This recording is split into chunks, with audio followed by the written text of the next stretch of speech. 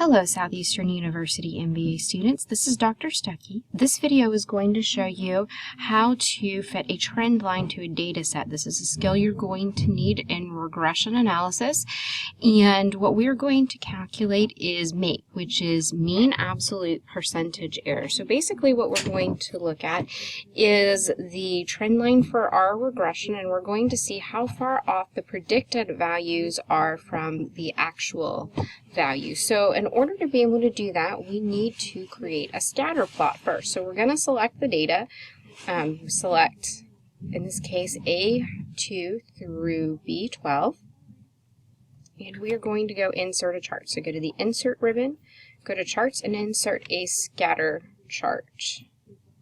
Okay. And I'm going to shrink it a little bit because we're going to need to get 2 on here at the same time. And then we're going to actually go ahead and just insert a second chart. We're going to get a linear trend line on one, and we're going to get an exponential trend line on the other. So, there we go. Come on. And insert scatter. Okay, well, try that again. There we go. There's the second one.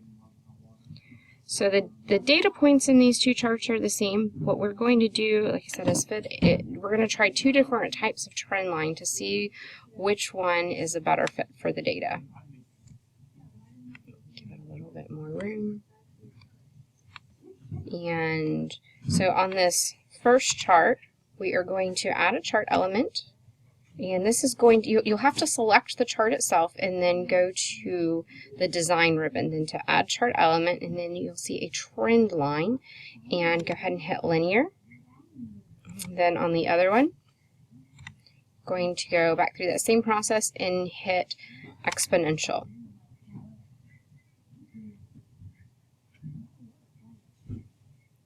And now we are going to get it to show the equation. So we are going to hit the trend line, or click on the trend line, and actually go ahead and right click on the trend line, then format trend line. What you are going to want to do is scroll down on this side and tell it to display the equation on the chart. Now, this is not particularly, you can't use this equation as it looks right now in your formula, and so you need to change it to display as a number. So, let's see. Yep. Go to this chart. So you're going to need to click on that. So it's the active element. Then you'll go to the chart setting and change it, the category from general to number. And now you can see that you can pull the numbers from it a little bit easier. So then we're going to do the same thing on this other chart. So again, right click on the trend line, hit format trend line. Over here, tell it to display the equation.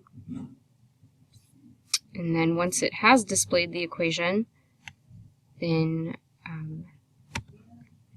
click on this chart icon, change the number from general to number. All right, so this is the data that we're going to need to pull from in order to create the predictions. All right, so our linear prediction is this equation. So this equation predicts that our sales are 92,000 and change times X plus 1.1 million, basically. And we're going to put in the exact numbers. I'm just not going to read them all to you. So that's what we're going to put in, is equals 92,000. Oh, we don't need commas. And actually, we don't even need the decimals. That's close enough, and on this one that we don't need the decimals. And then we're going to multiply that by the number of years. Then we're going to add in this other number, which is 1,168,200. Okay? All right, and I noticed that my number is 1 off from what it shows in your textbook, and when I compare, they went ahead and rounded this up. It doesn't make a huge difference. If you're $1 off on a number this big, it's okay. Don't panic. So go ahead and copy that down. And so this is actually, these should be one above. And this is going to be your prediction for linear. This is going to be your prediction for exponential. So now we've got to put in the exponential equation. And again, start it with an equal. Start the equation with an equals. So your y-intercept is what you put in first. So it's 1,227,762. And then you're going to multiply that by the exponent of 0.05 times your year. Okay. And there we go. And that aligns really closely with the data in your book. It's not exact because instead of doing 05, they did 0541. We could have gotten there too if we had added some more decimal places to those numbers. I just went ahead and changed it so that way what we do should align exactly with what's in your text, or almost exactly. We'll go ahead and copy this all the way down. Now, we've got to calculate the percentage error. And so what we're looking for is what percentage is the actual number, which is actual sales, different from the predicted number in both. So we'll go ahead and label this as linear. This is exponent.